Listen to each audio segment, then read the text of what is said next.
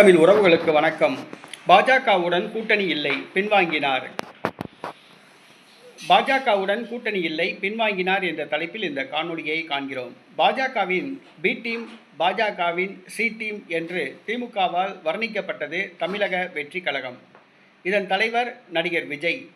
நடிகர் விஜய் கட்சி நடத்த முடியாது, சட்டசபை தேர்தலுக்குள் அவர் அதிமுக பாஜக கூட்டணியில் இணைவார், அவருக்கு துணை முதல்வர் பதவி வழங்கப்பட உள்ளது, 30 தொகுதிகள் வழங்கப்பட உள்ளது என்றெல்லாம் செய்திகள் பரவின.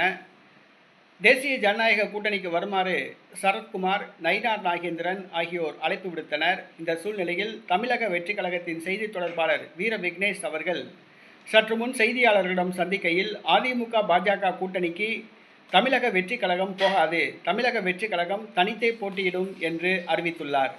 திமுக தங்களுடைய அரசியல் எதிரி என்று தெரிவித்துள்ளார். பாஜக தங்களுடைய சித்தாந்த எதிரி என்று தெரிவித்துள்ளார்.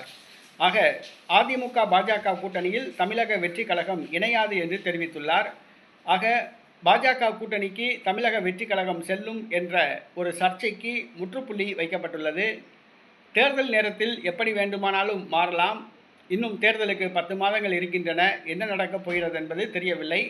தமிழக வெற்றி கழக தலைவர் விஜய் அவர்கள் தன்னுடைய கட்சியை கட்டமைக்கவில்லை, கட்சி சம்பந்தப்பட்ட நிகழ்ச்சிகளிலும் கலந்து கொள்வதில்லை, பொதுமக்கள் பிரச்சனைகளிலும் கலந்து கொள்வதில்லை. அது எவ்வாறு தேர்தலை சந்திக்கப் போகிறது என்பது தெரியவில்லை. தேர்தல் நேரத்தில் என்ன வேண்டுமானாலும் நடக்கலாம். ஆனால் இப்பொழுது தமிழக வெற்றி கழகத்தின் செய்தி தொடர்பாளர் வீர விக்னேஷ் அவர்கள் பாஜக கூட்டணிக்கு தமிழக வெற்றி கழகம் போகாது என்று அறிவித்துள்ளார்.